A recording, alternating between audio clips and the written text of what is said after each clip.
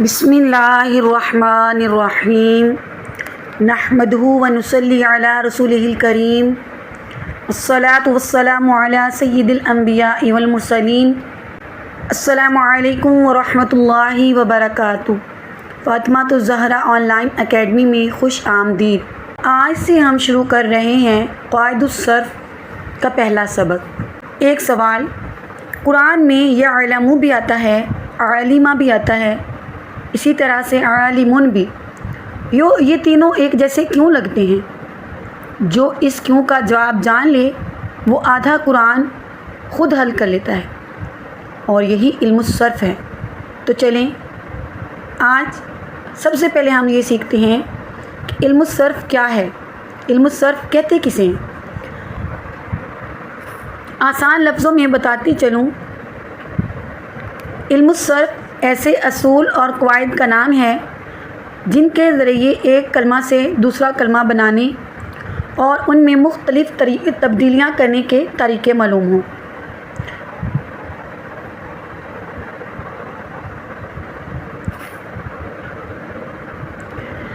जैसे उर्दू में हम कहते हैं लिखना, लिखता, लिखा, लिखने वाला, तो ऐसे ही अरबी में भी होता है कि एक असल लफ्ज़ होता है और उससे हम कई अल्फाज बनाते हैं।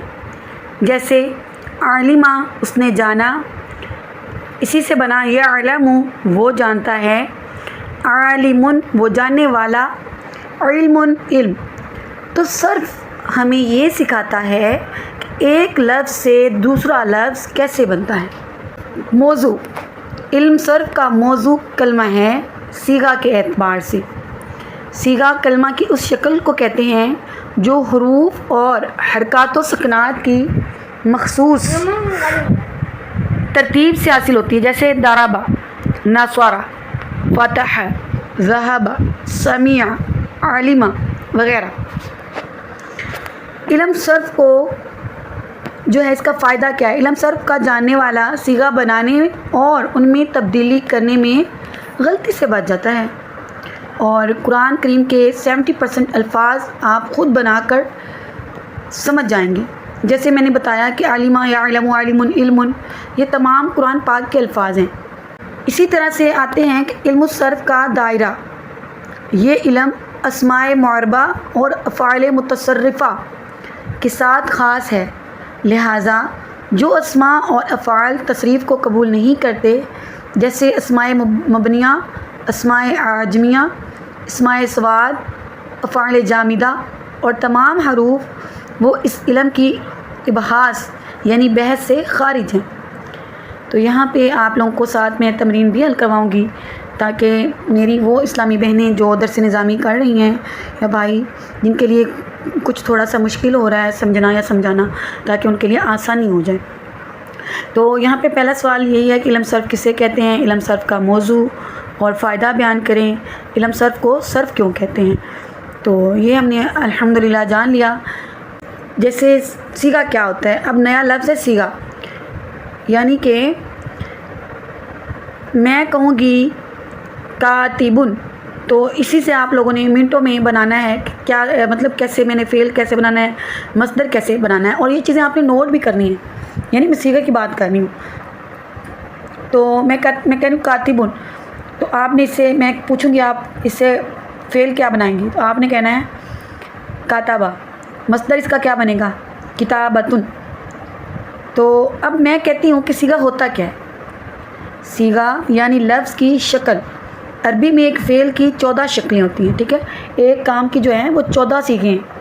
क्योंकि कभी वो काम करता है, कभी तुम करते हो, कभी मैं करती हूँ, कभी हम करते हैं, कभी वो सब करते हैं।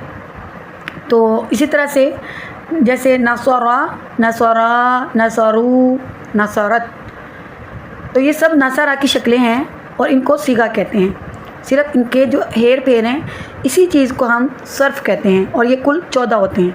अब फतह, उसने खोला, तो इसका जो है तस्निया का सीगा आएगा फतह, जमा का सीगा आएगा फतहू। तो अगर मैं कहूँ कि फतहू का क्या मतलब है, तो आप क्या जवाब देंगे? आप मेरे जवाब बताने से पहले अपने ज़हन में सोचें, फिर मेरी वीडियो क्लिक करके दोबारा देखें। انہوں نے کھولا. اسی طرح سے فتحت، اس کا کیا معنی ہے، اس کا کیا مطلب ہے؟ آپ لوگ اس کا جب میں یہ کہوں کہ فتحت کا کیا مطلب ہے تو آپ لوگوں نے اپنے ذہن میں ایک مشق لانی ہے، ایک مطلب پوری جو گردان ہے وہ پڑھنی ہے اور اس کا معنی دیکھنا ہے. اس ایک عورت نے کھولا، فتحت. اسی طرح سے آپ نے گھر سے جو ہے میں ہوم ورک دے رہی ہوں، ذہبا، جلسا اور قرأ، ان سے 4 صیغے بنانے، کوئی سے بھی بنا لیں. آج ہم نے سیکھا علم صرف کیا ہے اور اس کا موضوع کیا ہے، اس کی غرض و غایت کیا ہے.